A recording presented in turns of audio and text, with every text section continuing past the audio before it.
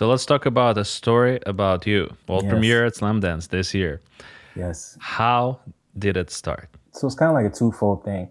So it's my second feature film. So the first one, Sundays in July, was like the little engine that could. That film got into like 20 plus festivals across the country. Towards the tail end of our festival run at the Michaud Film Festival in 2021, the film won a $60,000 Panavision grant.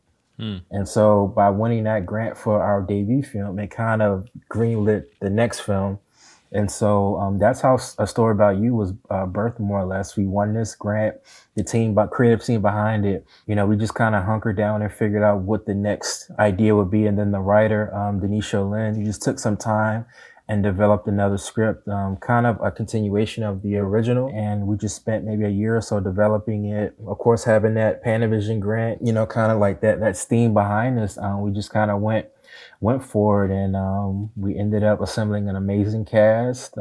Everything we just like we're leveling up this next go round, and with that got some faces that some have heard of, and we just really hunkered down and went up to New York, and it was an amazing experience making this film. It was tough because it took a couple years to really get it finished. But I learned a lot from this film. I learned about perseverance. Of course, working with larger budgets, bigger casts. More name talent, and it was all things that I definitely felt prepared for. Having dating back to our days at film school. It's the same thing, same process. A lot of the things that we learned and executed in film school, I took it, you know, and simplified, making a feature. Because a lot of people think making a feature is daunting, and it can be. But if you can find a way to simplify it and simplify it to a place to where you can manage it, you'll get through it.